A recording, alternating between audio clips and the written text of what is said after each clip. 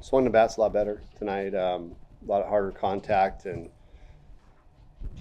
good swings with runners in scoring position. So all in all, top to bottom, that felt like we had 18 hits tonight versus last night. I'm like, I couldn't believe we had 13. But yeah, felt much better, more productive offense tonight, and I guess louder runs, if that makes sense. But they swung the bats very well. Steven's bat's really come along these last couple of weeks, and for a guy that you had a transfer portal, knowing his greatest skill was defense, how much that's a step.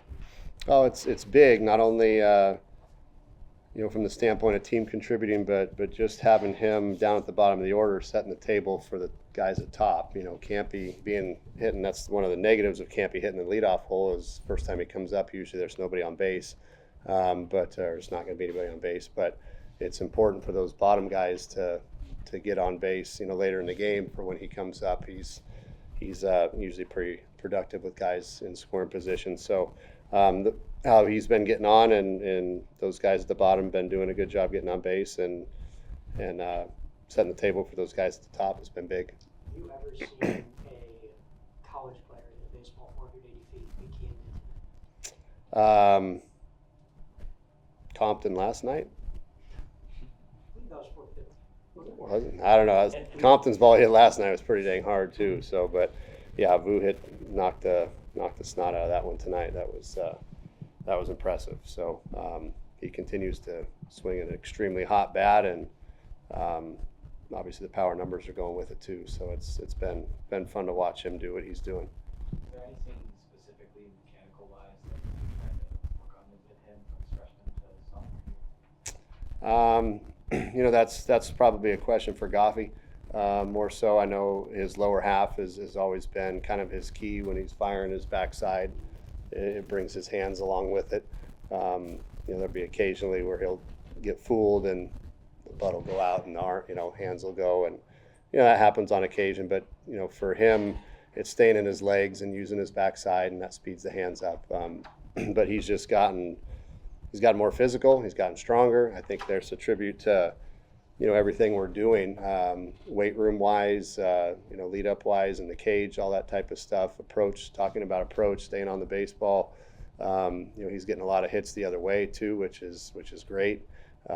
He's not just a pull happy kid. He's using the opposite field and driving the ball that way too. So I think that's just kind of a evolution of everything coming together for him that we practice, preach. Like I said, weight room, the strength is a big factor.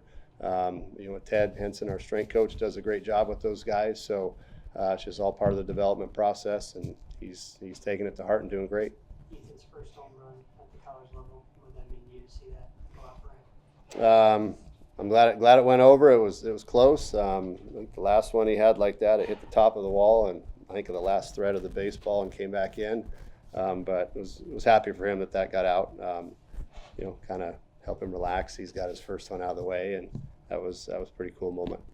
I know that you kind of described him as like a steal in terms of recruiting. That you guys saw maybe something other people didn't. Looking back on he's almost done with his first season collegiately. What has he meant to this team, and how big of an asset has he been? You talking about Ethan? Yes. He's come in and done his job. We kind of got him. Before he had started developing, I guess, for lack of a better term, and just kind of saw something in him at a camp that we had out here that we really liked, and bat to ball we thought was tremendous, and fundamentally defensively he was pretty solid. And now to kind of see him putting it all together and starting to get more comfortable with each and every game out there. He goes through his typical ups and downs that they all do their first year, but he's got a bright future, and I think the fact that we got him here, we're obviously thrilled about that, and I think sky's the limit for him as long as he continues to work, and he's one of those guys that I'm anxious to see how his body transforms in a year from now. Kind of like Kean Vu came in kind of that same type of kid, and after a year later, Kean's chiseled up and strong and wiry, and if we can get Ethan to do the same thing, he's going to be a special player. Is there anything specific in that camp that made you all those kids made you say, oh, this guy should come play for us? No, just something about him that I liked.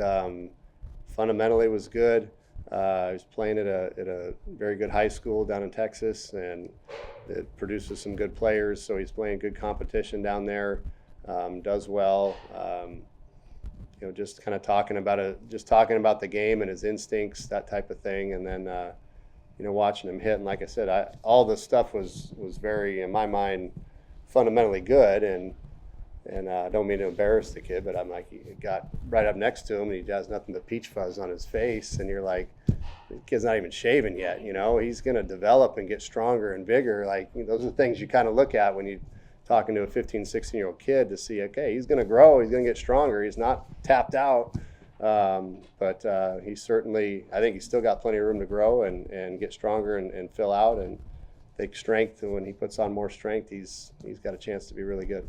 Cole was obviously very efficient to start tonight. What you see from him? He continues to progress and get better. Each time out there where there's things still good to work on and polish up with him. But we're trying to continue to run him out there, and the talent level is good, and we just have to continue to pitch, I think, rather than throw, and hit his spots more, and continue developing the off-speed pitches to go along with the low mid-90 fastball. If he can continue to work on controlling the off-speed and dumping that in for strikes when he has to, and then burying it when he needs to, I think he'll continue to get better. Would you characterize the morale of this team right now? Should be hopefully pretty loose and exciting. They're put up a lot of runs the last couple of days, and feel good about yourself, but understand that, hey, we have another tough weekend this weekend against Washington, and we'll enjoy it here for a little bit, but then turn the page and get ready for those guys. So as long as they keep playing free and easy, and enjoying the games that they're playing with each other, and this is what we were kind of hoping for all year. So hopefully they can continue to keep it rolling. Only a couple weeks left in the season. Obviously, you guys have really started to heat up now. How important is it going to be to continue this stretch for the remaining couple of weeks to make sure that you hit the postseason with as much momentum as possible?